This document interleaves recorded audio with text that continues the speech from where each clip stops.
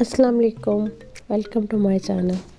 आजकल देखा जाए तो जहाँ पर भी बात हो रही है तो फ़लस्तीन और इज़राइल के बारे में बात हो रही है।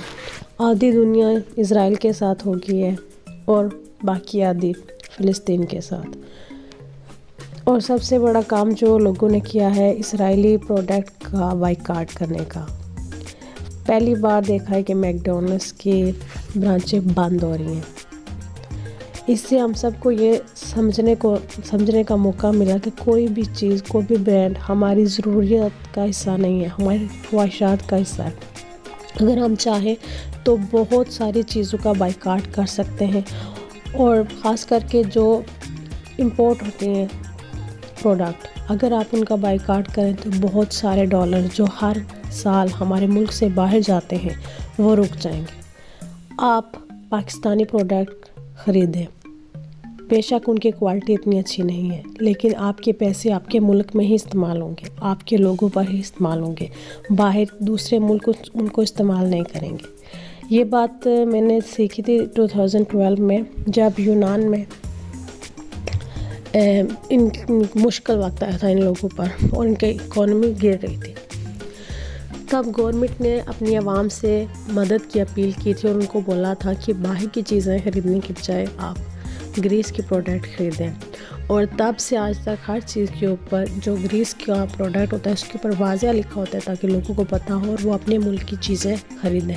और इस वजह से इकॉनमी को बहुत ज़्यादा हेल्प मिली। और उसके बाद अभी भी लोग यहाँ के ज़्यादातर यही कोशिश करते हैं कि वो अपने मुल्क की प्रोडक्ट लें। अगर यही काम हम करें, पाकिस्तानी प्रोडक्ट लें या किसी मुस्लिम की प्रोडक्ट लें, किसी मुस्लिम कंट्री की, और ये बाहर के जो महंगे महंगे परफ्यूम्स, महंगे महंगे ब्रांड, इन सारी चीज़ों को अगर हम तर्क कर दें तो कुछ सालों में हम भी चाइना की तरह तरक्की कर सकते हैं। कोई भी चीज़ आप लेते हैं, चाहे वो ब्रांड की हो या एक नॉर्मल शॉप से आप लें या नॉर्मल किसी आम सी कंपनी का हो जिसका नाम भी आपको नहीं पता हो, आपने वो 2 या 3 बार ही पहनना है, इससे ज़्यादा आप पहन नहीं सकते। सीज़न में भी आपने यही करना होता है, 1 2 3 नहायती 5 बार आप वो चीज़ यूज़ करते हैं, उसके बाद फेंक देते हैं। तो फिर महंगी चीज़ लेने का क्या फ़ायदा, जब आपने उसको सिर्फ 2 या 3 बार ही यूज़ करना है, उसके बाद फेंक देना। तो वो आपकी जेब से तो पैसे जा रहे हैं, लेकिन आगे किसी का भला भी तो होना चाहिए।